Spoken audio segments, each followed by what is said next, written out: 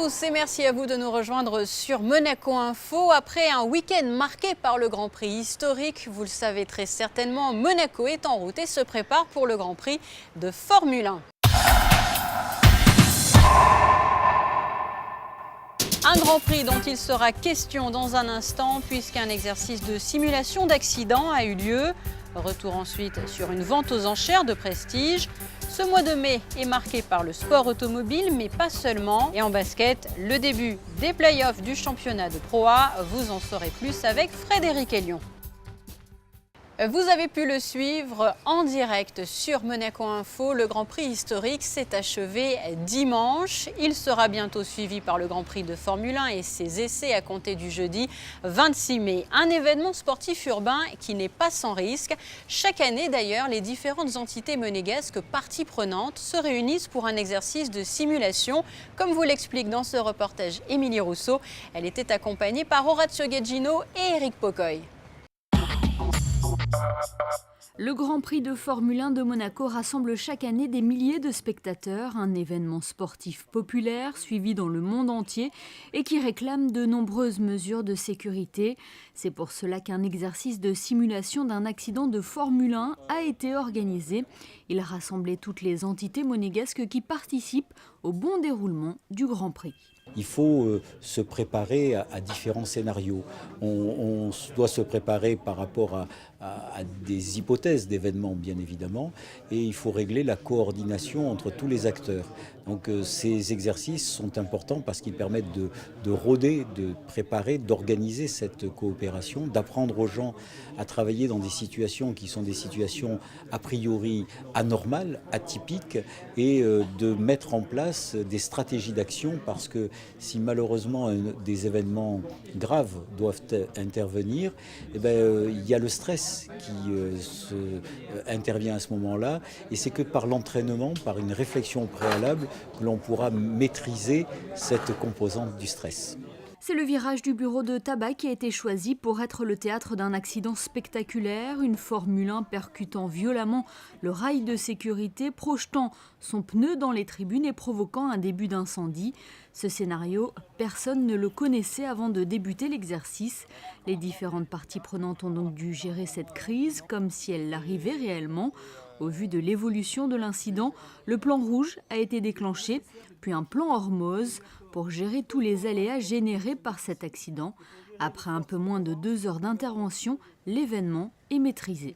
Le résultat, il est intéressant puisqu'il y a beaucoup de services, notamment donc, pour parler de services qui n'ont pas l'habitude de travailler ensemble, sont prêtés rapidement au jeu. La mise en ambiance a été quasi immédiate. Tout le monde s'attendait à un scénario mais sans savoir exactement ce qui allait se passer. Et je suis quand même très satisfait de voir qu'à un moment donné, on s'y est cru. C'est-à-dire qu'on a perdu la notion de l'exercice, on était vraiment dans l'ambiance. Des enseignements en seront tirés, j'en suis sûr. Il y a beaucoup de choses qui effectivement prouvent qu'il y a encore des petits points d'amélioration à apporter, notamment pour être encore meilleur le jour où ça devait arriver. Mais ce qui est quand même assez intéressant, c'est que tout le monde a joué le jeu. Ça, je voudrais aussi les remercier parce que c'était pas évident. Tout le monde avait un peu la crainte, mais en définitive, tout le monde a été dans son rôle et tout le monde a participé de manière, je dirais, très active. Cet endroit du virage du bureau de tabac n'avait pas été choisi par hasard. En effet, il a déjà été le théâtre d'accidents spectaculaires par le passé. Cet exercice de simulation aura également été l'occasion de se familiariser avec la toute nouvelle direction de course qui a été inaugurée cette année. Il y a tout juste un an, Monaco Legend Motors ouvrait ses portes. La semaine dernière, avant le Grand Prix historique, l'établissement a organisé sa toute première vente aux enchères de prestige. Vanessa Dessy. C'est une première pour Monaco Legend Motors. Tout juste un an après leur ouverture, une vente aux enchères de prestige était organisée dans leurs locaux. Voitures, montres, maroquinerie de luxe, plus de 800 mètres carrés de trésors étaient proposés grâce notamment à un partenariat. On a décidé avec la société de maison de vente aux enchères Academia Fine Art d'organiser notre première vente aux enchères autour de 3 thématiques différentes: l'automobile, l'horlogerie de collection ainsi que la bagagerie vintage. Et vraiment avec beaucoup d'humilité face au colosse actuellement présent en principauté. La pièce maîtresse est notre Lancia 037, produite à 200 exemplaires, avec un historique limpide, un propriétaire, 20 000 km. Puis bon, on a aussi une soixantaine de montres de collection de grandes marques, ainsi que de très belles malles Louis Vuitton et Goyard. Monaco Legend Motors revendique le fait d'être complémentaire à toutes les autres grandes maisons de vente en principauté.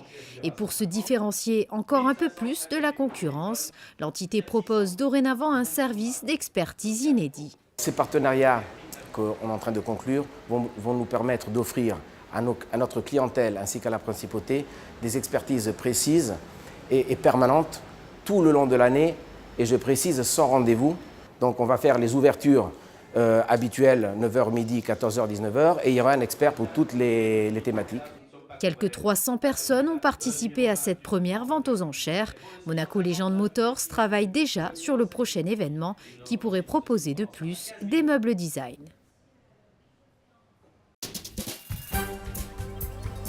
Dans le reste de l'actualité, sachez que les inscriptions pour le Passeport Culture 2016 sont ouvertes. Une quarantaine d'activités sont proposées à l'image des cours de guitare dispensés par Éric Le Rouge Battaglia. Les dossiers peuvent être téléchargés sur le spp.gouv.mc ou à retirer à Fontvieille au CIEN. Le Passeport Culture est, comme chaque année, je vous le rappelle, destiné aux 13-21 ans. Et puis jeunesse toujours, vous le voyez, mais dans un tout autre registre. Sachez que la direction de l'éducation nationale, de la jeunesse et des sports organise ce jeudi, dès 18h30, au lycée technique et hôtelier de Monte-Carlo, une table ronde consacrée aux conduites à risque des adolescents.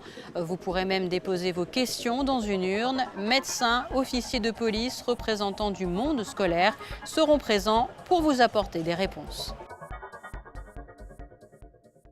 En basket, le week-end a été marqué par le début des play-offs du championnat de Pro A. Premier de saison régulière, Monaco affronte Nanterre et la Roca Team a remporté le match 1, 93-76.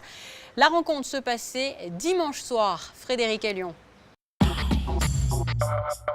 C'est bien connu, en play-off, le niveau de jeu et l'intensité augmentent. Monaco a mis tous les ingrédients et répondu présent pour le match 1 de la série face à Nanterre dimanche soir. Adroit, agressif en défense, dominateur au rebond, les Monégasques ont marché sur leur adversaire en première mi-temps dans le sillage d'un Jamal Schuller en fusion dans le premier quart-temps. 14 points marqués et un 8-0 pour débuter le match. Hutter réalise son traditionnel chantier sous le cercle. Schuller en fin de possession rentre un shoot compliqué. Plus 14 pour Monaco après 7 minutes. Côté nantérien, seul Mame Diaité dans la raquette et Campbell avec 2 tirs consécutifs à 3 points sortent du lot. 28-17 pour la Roca Team à la fin du premier quart-temps. Avec 12 points dans le deuxième quart, Diaité redonne espoir à la JSF qui revient à -6 sur ce tir longue distance d'Invernizzi, le vainqueur du concours à 3 points au All-Star Game 2014. Mais Amarassi prend les choses en main avec 2 paniers sous le cercle en profitant de l'avantage de taille sur Invernizzi. Plus 10 et même plus 15 à la mi-temps sur ce tir derrière l'arc de Selle, MVP de la rencontre avec 17 points, 6 rebonds et 4 passes.